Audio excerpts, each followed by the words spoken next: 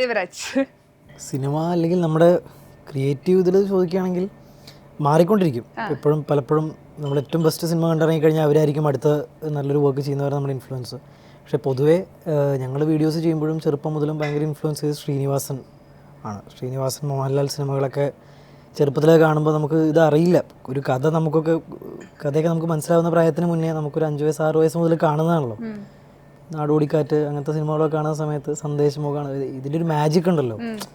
ഒരു കഥ ഉണ്ടായി വരുന്നു, അതൊരു സിനിമയായി മാറുന്ന അതോടൊരു ഫാൻറ്റസി, ഒരു ഇഷ്ടമൊക്കെ അന്നാണ് തോന്നി തുടങ്ങിയത്. അപ്പോൾ ആ ഒരു വ്യക്തി ഇൻഫ്ലുവൻസ് ചെയ്തിട്ടുണ്ടാവും. പേഴ്സണൽ ലൈഫിലാണെങ്കിൽ എൻ്റെ അച്ഛൻ തന്നെയാണ്. കാരണം അച്ഛനും അമ്മയും വീട്ടിൽ ഭയങ്കര ഒരു ഫ്രീഡം ആണ് എല്ലാത്തിനും. എൻ്റെ അച്ഛനെ പറഞ്ഞ മതിയായിരുന്നു. ഞാൻ പറയുന്നത് ഇങ്ങനെ തന്നെ ആദ്യം ആരെങ്കിലും വിടുക, ആലോചിച്ച് നല്ലത് പറയാൻ പറ്റൂ. എനിക്ക് ശ്രീചേട്ടൻ്റെ ഇത് പറയുമ്പോഴേ നിങ്ങളുടെ റീല് കാണുമ്പോൾ നമുക്ക് ആ ഫീൽ കിട്ടും. നമ്മളോട് പലപ്പോഴും പറയാറുണ്ട് ശ്രീനിവാസൻ, മോഹൻലാൽ പോലെ ഉണ്ട്. അത് നമ്മൾ വേണമെന്ന് വെച്ചാൽ അത് അങ്ങനെ ആവാമെന്ന് വെച്ച് ചെയ്യുന്നൊന്നുമല്ല.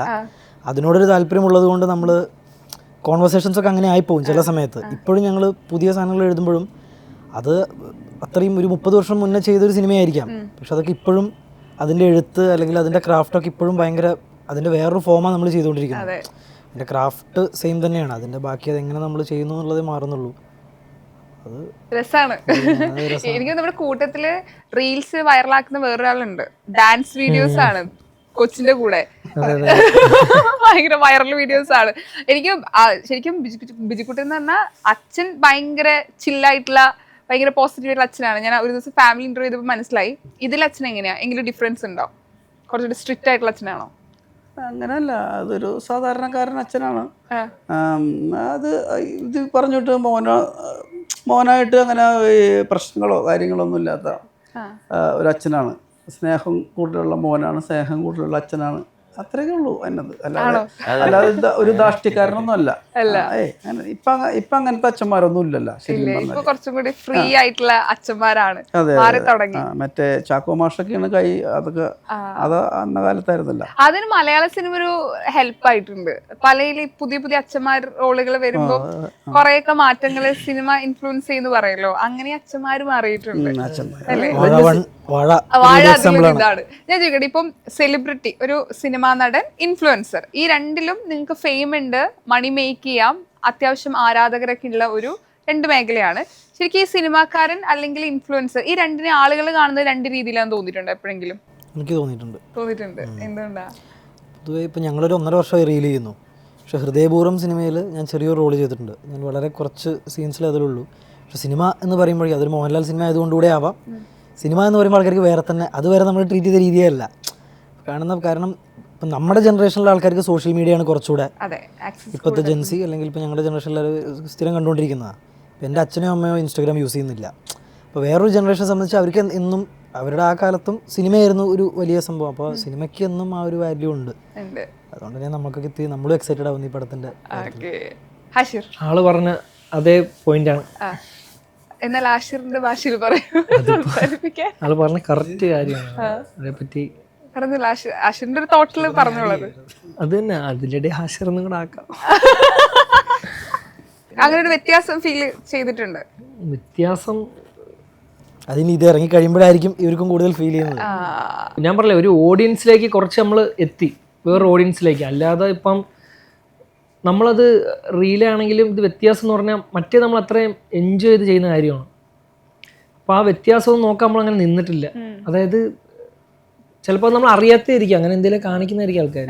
പക്ഷേ നമുക്കത് നമ്മൾ ഉണ്ടാക്കുന്ന ഒരു പ്രൊഡക്റ്റ്, നമ്മൾ ചെയ്യുന്ന വീഡിയോ, അതിൽ ആൾക്കാർ അഭിപ്രായം പറയുന്നത്, നമ്മളേതായ കുറച്ച് ഓഡിയൻസ്, അത് നമ്മളൊരു വേൾഡല്ലേ.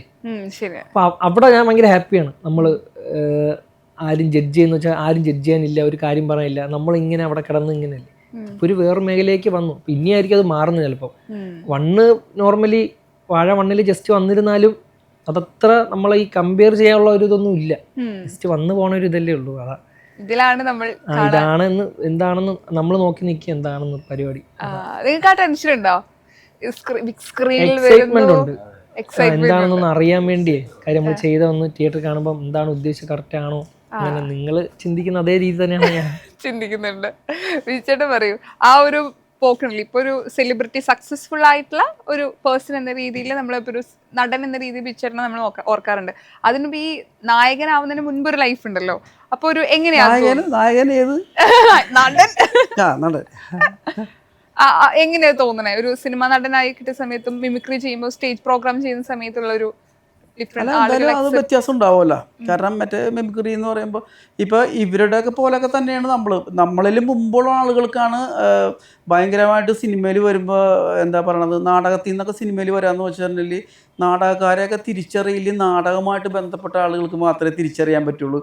പിന്നെ അദ്ദേഹം വന്ന് സിനിമയിൽ ഭയങ്കരമായിട്ട് പെർഫോം ചെയ്തിട്ട് വേണം ഇതാരാണ് അത് കൊള്ളാമല്ല, അത് കൊള്ളാൻ നന്നായിട്ടുണ്ട്. അതാണ് ഇപ്പൊ നമ്മുടെ ലാലേട്ടന്റെ പടം തുടരൂല് കണ്ടില്ലേ, വില്ലൻ എന്ന് പറഞ്ഞ ആളെ നമ്മൾ ആദ്യമായിട്ട് കണ്ടാണ്. എന്നാൽ പുള്ളി നേരത്തെ പക്ഷെ നമുക്ക് സ്ക്രീനിൽ പരിചയമില്ലാത്തതിൻ്റെ ഒരു പുള്ളി അഭിനയം കണ്ടിട്ടാണ് നമ്മൾ ഞെട്ടിപ്പോയത്. അപ്പൊ അന്നത്തെ കാലത്ത് നമ്മൾ ഇപ്പം പറഞ്ഞോട്ട് വന്നു കഴിഞ്ഞ് പെർഫോം ചെയ്തിട്ടാണ് നമുക്ക് ഈ ആളെ വിലയിരുത്താൻ പറ്റുള്ളൂ. അപ്പോൾ ഒരു ഇൻട്രൊഡക്ഷനിലൊന്നും അങ്ങനെ നമുക്ക് ഇത് ആളെ മനസ്സിലാവില്ല. പക്ഷേ ഞങ്ങൾ വരുമ്പോൾ ഈ പറഞ്ഞിട്ട് റീലോ കാര്യങ്ങളോ സോഷ്യൽ മീഡിയ ഇല്ല. പക്ഷെ എന്നാലും ആ സമയത്ത് മീഡിയ ഉണ്ട്.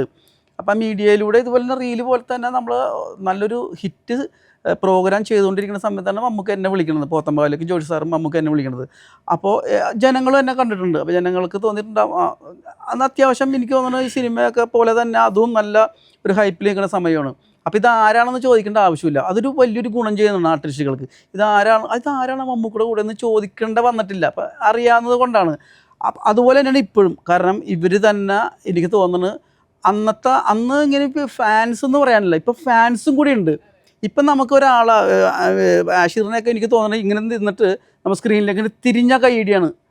അതാണ് ആ കാലത്തെയും ഈ കാലത്തെ നമ്മളെ വ്യത്യാസം സിനിമയായിട്ടുള്ളത്. കാരണം ഇപ്പോൾ ഇൻട്രൊഡക്ഷൻ ഒന്നും വേണ്ട, ചുമ്മാ തിരിഞ്ഞ് നിന്നാൽ പോരെ, കൈയടിക്കൂല ആൾക്കാർ, ഭയങ്കര കൈയടിക്കുള്ളൂ.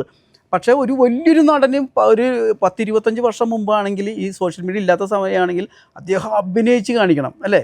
അപ്പോൾ ആ ഒരു വ്യത്യാസമുണ്ട്. ഇവരൊക്കെ നല്ല ഭാഗ്യവാന്മാരാണ്. കൂടുതൽ നമ്മളും ഈ മീഡിയ ഇല്ലെങ്കിൽ നമ്മളോട് ചോദിക്കും ഇതാരാണ് ആ കൂടെ എന്നുള്ളത് ചോദിക്കും. അപ്പം മീഡിയ വന്നതിന് ശേഷം, സോഷ്യൽ മീഡിയ വന്നതിന് ശേഷം എനിക്കൊന്ന് നല്ല കണ്ടൻറ്റുകളും നല്ല പ്രോഗ്രാം ചെയ്യുന്നവരൊക്കെ സിനിമയിൽ വന്നിട്ടുണ്ട്.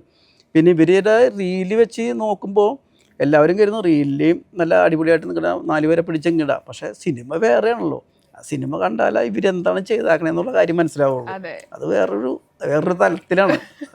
അത് ഇതൊരു കുഞ്ഞിക്കളിയാണെങ്കിൽ, റീലൊരു കുഞ്ഞിക്കളിയാണെങ്കിൽ ഇത് വമ്പൻ കളിയാണ്, വലിയ കളിയാണ്. വിനായകും കൂടി പറയൂ. അത് രണ്ടും രണ്ട് ഇതാണല്ലോ. അപ്പോൾ റീലിൽ നിന്ന് സിനിമയിലോട്ട് വരുമ്പോഴത്തേക്ക് നല്ല വ്യത്യാസമുണ്ട്. അതായത് ഇപ്പോൾ ഒരു ഫാമിലി ഫംഗ്ഷന് പോയാൽ പോലും ഇപ്പോൾ നമ്മളിപ്പോൾ അറിയാത്തവർ കാണല്ലോ, ഇപ്പോൾ പരിചയപ്പെടുത്തുമ്പോൾ ഇപ്പോൾ എന്ത് ചെയ്യുന്നതെന്ന് ചോദിക്കുമ്പോഴത്തേക്ക് ഇപ്പോൾ ഇങ്ങനെ റീല് ചെയ്യുന്നതെന്ന് പറഞ്ഞിട്ട് കൂടെ അപ്പോഴ് വലിയൊരു ഇത് കാണില്ല. കൂടെ സിനിമ ഇങ്ങനെ വാഴയിലൂടെ അഭിനയിച്ചിട്ടുണ്ടെന്ന് പറയുമ്പോൾ വാഴയിൽ ചെയ്തിട്ടുണ്ടല്ലേ. അപ്പോൾ കുറച്ചുകൂടെ അത് തന്നെ ഒരു വ്യത്യാസം. കുറച്ചുകൂടെ പ്രായമായിട്ടുള്ള ആളുകളിലേക്ക് എത്തുമ്പോഴത്തേക്ക് സിനിമയാണ് കുറച്ചുകൂടെ അതെ, രണ്ടും തമ്മിൽ നല്ല വ്യത്യാസമുണ്ട്. ആൻഡ് വാഴ 2 നിങ്ങളുടെ ലൈഫിലൊക്കെ ഒരു വലിയൊരു മാറ്റം ഉണ്ടാക്കട്ടെ എന്ന് ഞാൻ പേഴ്സണലി ആഗ്രഹിക്കുകയാണ്. എനിക്കൊന്ന് അച്ഛൻ വേഷം ആദ്യമായിട്ടാണ്. ഇപ്പം വാഴ കഴിഞ്ഞപ്പം ഈ പറഞ്ഞ കോമഡി ക്യാരക്ടേഴ്സിൽ മാത്രം ഒതുങ്ങുന്ന ആളുകൾ അച്ഛൻ വേഷങ്ങളിൽ ഇതിനകത്ത് എനിക്ക് തോന്നുന്നു വാഴ ഫസ്റ്റിലെ പോലെ അത്രയും കൂടുതലൊന്നും ചെയ്യാനൊന്നുമില്ല. ഒരു പാരന്റ് ആണെന്ന് മാത്രമേ ഉള്ളൂ. ഹ്യൂമറാണ് കൂടുതലല്ലേ ആണ്. പക്ഷെ എനിക്ക് തോന്നുന്നു അസീസിനും നസീർക്കൊക്കെ കിട്ടിയാന്ന് ആ വാഴ ഫസ്റ്റിൽ അതേപടി ഇങ്ങനെ പറിച്ചു നോക്കാൻ പറ്റില്ല എന്തായാലും. അപ്പോൾ ഇതിനകത്ത് എനിക്ക് തോന്നുന്നു കുറച്ചുകൂടി ഹ്യൂമറാണ് നമുക്ക് വർക്ക് ചെയ്യാൻ പറ്റിയേക്കണത്. എന്നാലും ഈ അച്ഛനായിട്ട് അഭിനയിക്കണ ജീവിതത്തിൽ ആദ്യമായിട്ടാണ്. അത് നല്ലൊരു എക്സ്പീരിയൻസ്. ഞങ്ങൾ ആഗ്രഹിക്കുകയാണ് സ്ക്രീനിൽ അതെങ്ങനെ വന്നിട്ടുണ്ട്. ആൻഡ് ഈ പറഞ്ഞ സിനിമ വലിയൊരു വിജയമാവട്ടെ. ഫസ്റ്റ് ഡേ ഫസ്റ്റ് ഷോയിൽ ഞാനും ഉണ്ടാവും. അപ്പം എല്ലാവിധ ആശംസകളും നേരുന്നു. Thank you so much. Thank you.